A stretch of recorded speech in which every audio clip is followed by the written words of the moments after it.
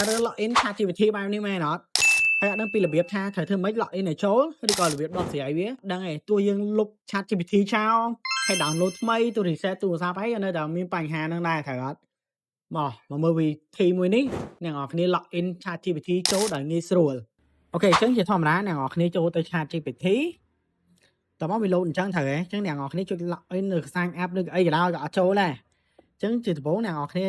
ឡូវខ្ញុំធ្វើខ្ញុំអត់ឆ្ពិនភ្នែកទេណាខ្ញុំចូលទៅ ChatGPT ហើយយើងធ្វើការ login ទៅណា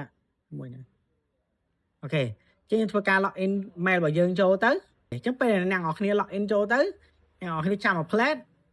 វានឹង load បែបនេះ error ឃើញអត់អញ្ចឹងអ្នកនរគ្នាចុចវាម្ដងទៀត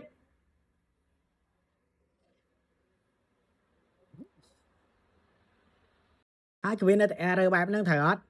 តោះខ្ញុំមកប្រាប់ពីរបៀបដោះស្រាយបញ្ហាមួយហ្នឹងចឹងអូខេអញ្ចឹងអ្នកនរគ្នាចុចវាអូខេធម្មតាចោលទៅហើយចុចវា login ម្ដងទៀតចុចវា login ម្ដងទៀតអូខេ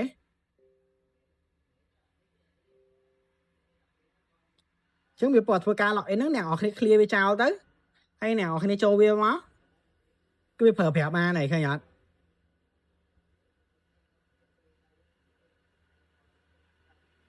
ឃើញទេងាយស្រួលនិងឆាប់រហ័សអរគុណច្រើនអូខេអញ្ចឹងកុំភ្លេចជួយ like share និង follow ដើម្បីទទួលបាន tip ថ្មីៗបន្ថែមទៀត